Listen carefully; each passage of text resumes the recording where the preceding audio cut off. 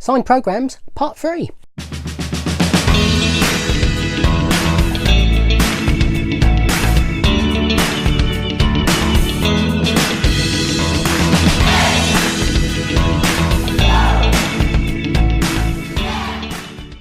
Hoi hoi everybody, and welcome to the third part of my look at my signed programmes and other such stuff. Parts 1 and 2 I'll link to at the end. We'll crack straight on. These are all signed theatre programmes except for one magazine, I think. But here we go. So this is for the musical Backbeat, which starred a huge favourite of mine, the actress Ruta Gedmintas. This was based on the film of the same name about the Hamburg days of the Beatles. But yes, Ruta was the main reason I wanted to see it. Much as I love the Beatles, I'm not a big fan of jukebox musicals. But because this was actually their story, it worked fine. And it didn't, apart from a little sing-along at the end, it was mainly the cover songs that they used to do in their early days. But yes, Ruta, I believe, was first out. No, she wasn't. She was last out. The actors playing John, Paul and George came out all together, which was nice. And Stuart, of course. And they just sort of took the programme off me and were signing it as we were chatting. So they just, rather I would have got them to sign the cover, but they just found their pages and signed for them. So they were Nick Blood, who has gone on, I think he's in one of the Marvel or DC shows now. Andrew Knott, who's done lots of stuff. He was in Spooks Code 9 with Ruta. That was where I first became aware of him. But yeah, he's done Cracker and Black Mirror and all sorts of stuff.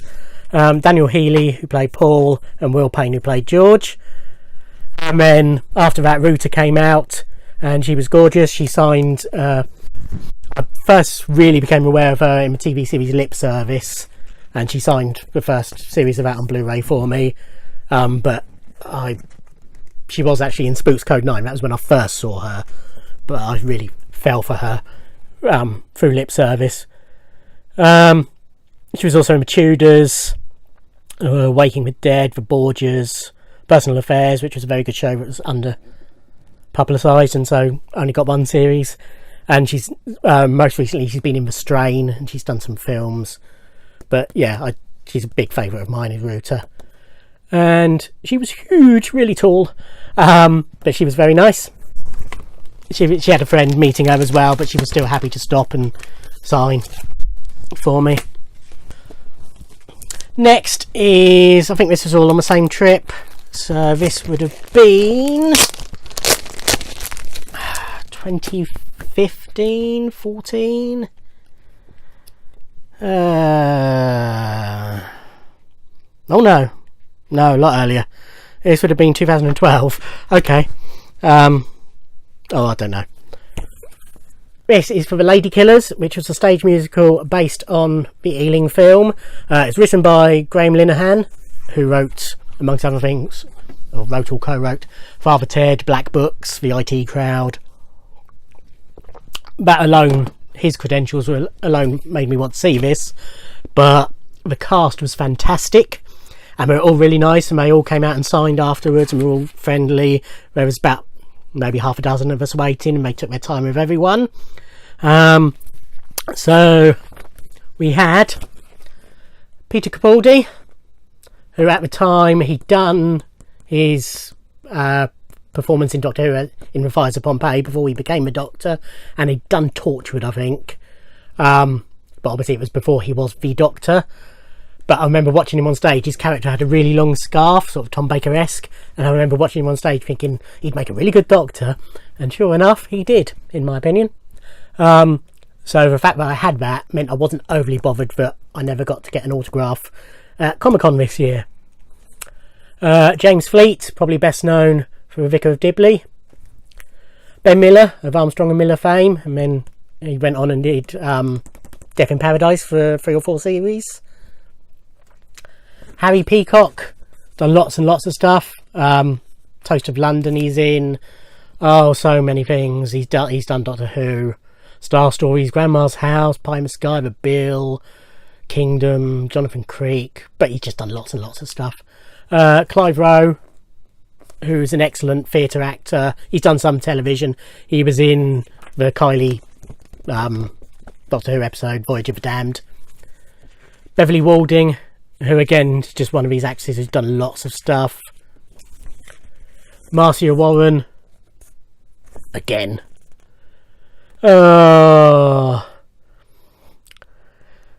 New Tricks, Victoria Wood, Jam in Jerusalem, lots and lots and lots of stuff.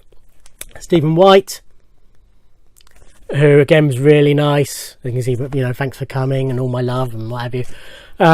Since then he did Sherlock. In fact he'd already done Sherlock when I met him. New Tricks, again, Misfits, lots and lots and lots of stuff. But yeah, they were all really nice and the show was excellent. I've got a parcel coming from Amazon, so I might have to stop this all of a sudden, but we shall see. So if it's only cuts, you know why. This was, I think, on the same trip. This was Reasons to be Pretty at the Almeida Theatre, and this starred Billy Piper. This was quite nice because you just sort of waited round inside for them. You weren't waiting outside at the stage door, and they just all came out because the stage door is inside the venue. So yeah, Billy was my reason for going. Also, and it was Tom Burke, probably best known for The Musketeers, and now he's in the Strike films, for films based on J.K. Rowling's stories written as Robert Galbraith. Kieran Bellew, who's done quite a bit subsequently. Kieran Bew. At the time, he'd sort of been in a lot, but not as major parts. But he's been in something since that I thought, oh, I've met him. I can't remember what it is, so I'll put it up here.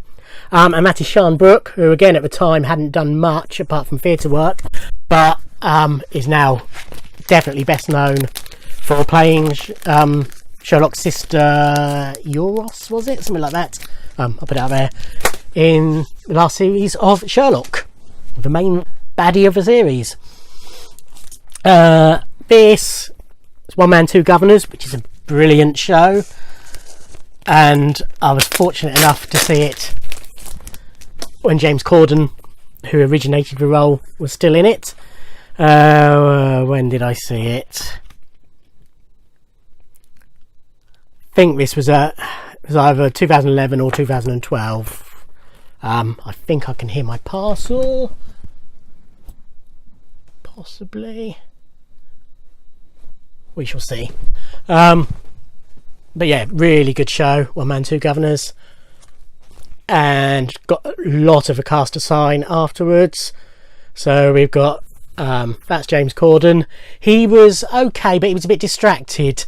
He'd had Claudia Winkleman and her husband in as guests, which was nice seeing them. But as he was coming out afterwards as well, there was a lady there who was where was I? Oh yes, there was a lady there inquiring about a bag she'd left behind, and it turned out it was full of lingerie, so that sort of distracted him, and we were having a laugh about that.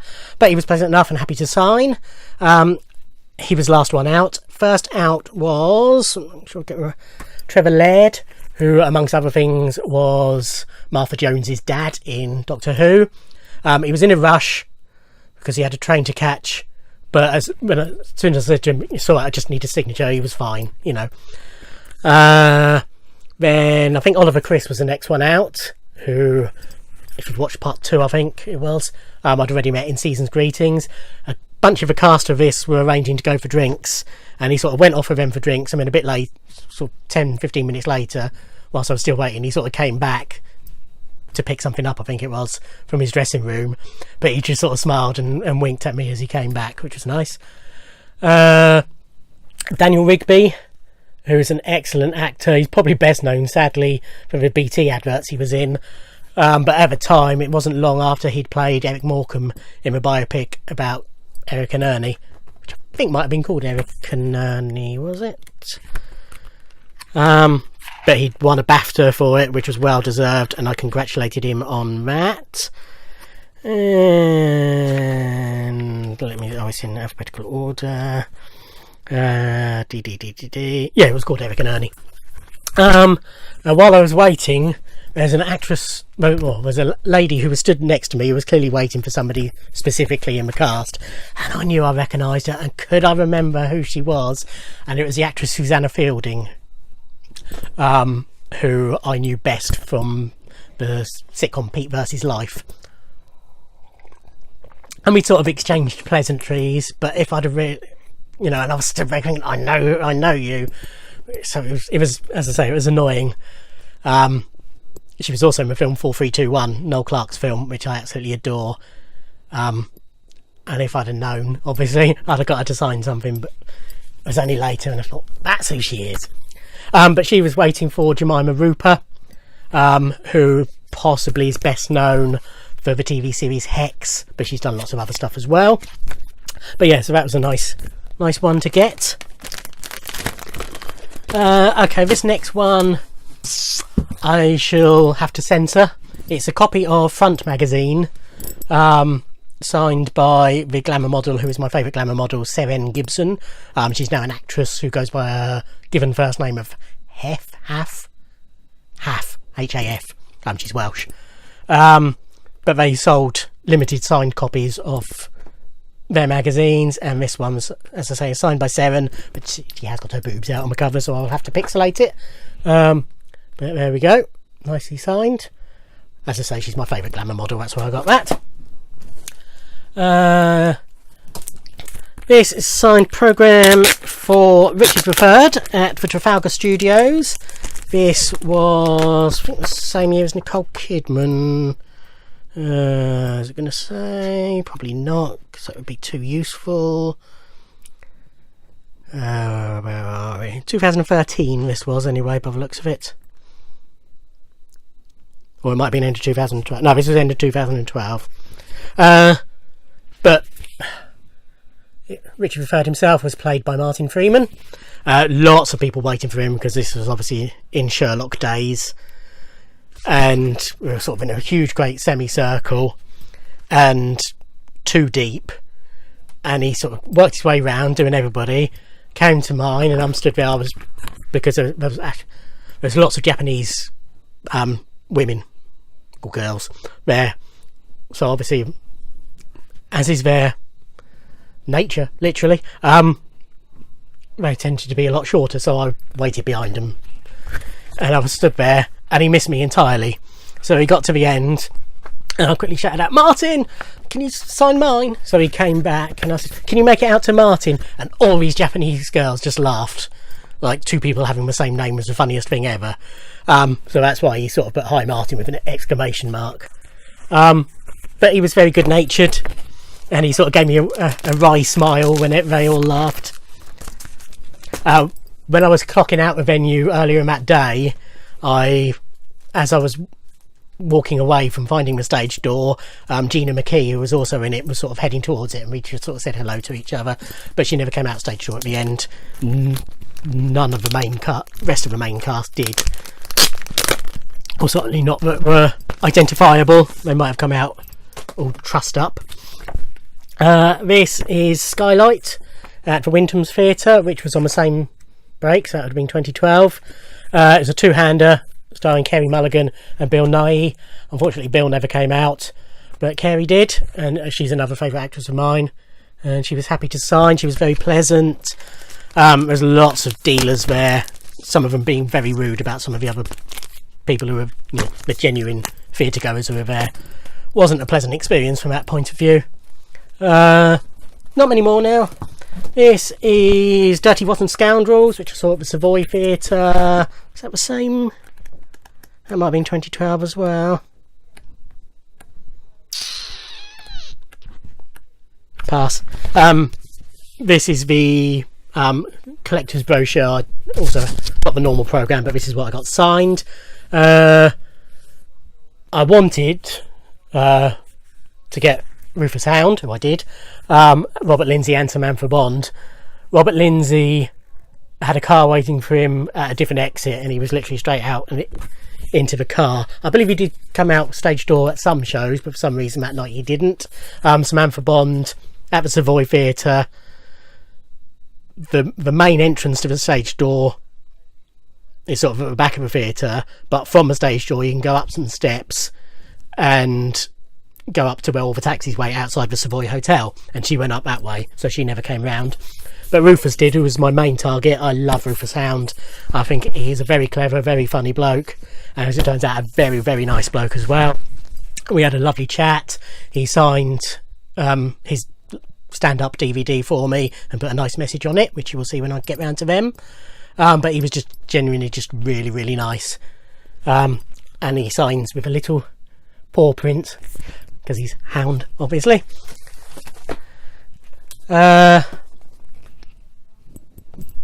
This is for Young Frankenstein. Again, this is the brochure.